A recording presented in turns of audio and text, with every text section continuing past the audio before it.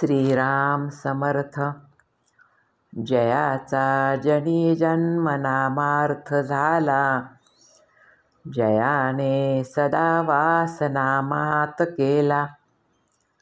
जयाच्या मुखी सर्वदा नाम कीर्ती, नमस्कार त्या ब्रह्मचैतन्य मूर्ती. जय जय रघुवीर समर्थ. सद्गुरू श्री ब्रह्मचैतन्य गोंदवलेकर महाराज यांचं प्रवचन 24 फेब्रुवारी. भक्त आणि परमात्मा एकरूपच असतात. आमच्या हातून वारंवार चुका होतात असे तुम्ही म्हणता.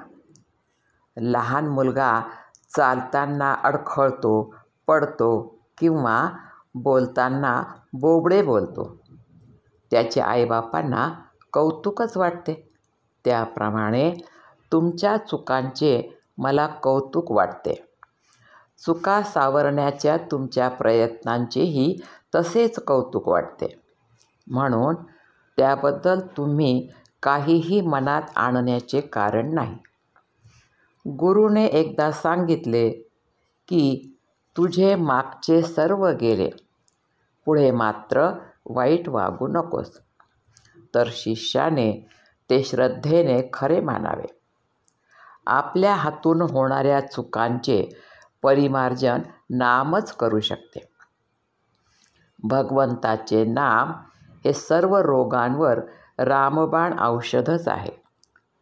नामाचे हे औषध सतत थेंब थेंब पोटात गेले पाहिजे. ऑफिसमध्ये सुद्धा ते आपण बरोबर घेऊन जावे. विद्वान, अडाणी, श्रीमंत, गरीब सर्वांना हे औषध सारखेच आहे. जो पथ्य सांभाळून हे औषध घेईल त्याला गुण लवकर येईल. एखादा मुलगा मी विहिरीत उडी घेणार म्हणून हट्ट धरून बसला तर बापाने त्याचा हट्ट पुरवायचा का त्याला समजावून किंवा तोंडात मारून तिथून बाजूला काढायचे? त्याप्रमाणे तुमचे विषय मागण्याचे हट्ट आहेत. खरा भक्त कधीही दुःखी कष्टी असत नाही. आपल्या समाधानात असतो. मग तो कितीही दरिद्री किंवा व्याधीग्रस्त असेना. अमुक एक हवे ते मिळाले नाही म्हणजे सामान्य माणसाला दुःख होते. भक्ताला कसलीही आस नसते, त्यामुळे त्याला दुःख नसते. तो आणि परमात्मा एकरूपच असतात. परमात्म्याची इच्छा हीच त्याची इच्छा असते. सगुणाची भक्ती करता करता त्याला मीचा विसर पडत जातो. मी नसून तूच आहेस ही भावना दृढ होत जाते.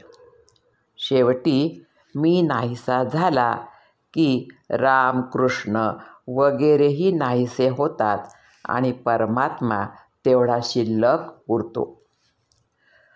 आजारामधून उठलेल्या अशक्त माणसाने जसे काठीच्या आधाराने चालावे, त्याप्रमाणे प्रापंचिकाने सगुण भक्तीने तरुण जावे. देहबुद्धी असणाऱ्या माणसाला सगुणा वाचून भक्तीच करता येणार नाही. भगवंताला आपण सांगावे की भगवंता, तुझी कृपा मजवर असू दे. आणि कृपा म्हणजे तुझे स्मरण मला अखंड राहू दे. यातूनच त्याची भक्ती उत्पन्न होईल. भगवंता वाचून कशातही समाधान नाही. त्याच्याशिवाय जगण्यात आनंद नाही. जो भगवंताचा झाला म्हणजे त्याच्या नामात राहिला, त्याला जगण्याचा कंटाळा येणार नाही. आजचे बोधवचन. परमात्म्याला प्रपंचरूप बनविण्याऐवजी आपण प्रपंचाला परमात्मरूप बनवावा. जानकी जीवन स्मरण. जय जय राम. श्रीराम समर्थ.